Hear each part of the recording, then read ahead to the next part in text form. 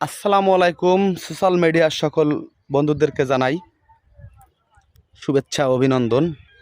বন্ধুরা, আগে গোড়ার থেকে দেখাই। একটি আম গাছ দেখতে পাচ্ছেন আপনারা।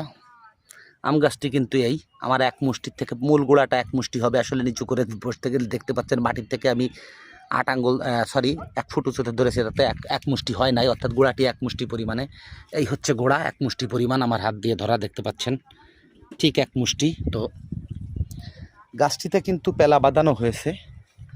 কেন পেলা বাঁধানো হয়েছে সেটি হচ্ছে, গাছটিতে ফল ধরেছে প্রচুর, সেই ফলের কারণেই কিন্তু পেলা বাঁধানো হয়েছে।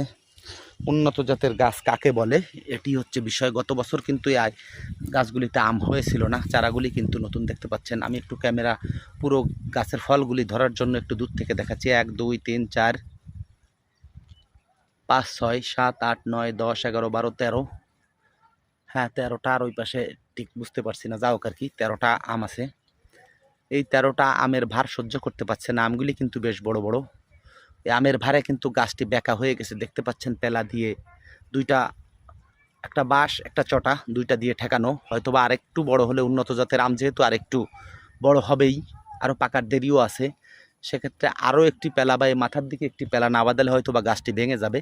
তো যা হোক, গাছটি না ভাঙুক, পরিপূর্ণ ফলগুলো পাকুক, বড় হোক, এটাই আমি দোয়া করি। তো বন্ধুরা, এই দৃশ্যটি দেখতে কিন্তু অত্যন্ত চমৎকার লাগছিল, তাই আমি আপনাদেরকে ভিডিও করে এটি দেখানোর চেষ্টা করলাম বন্ধুরা।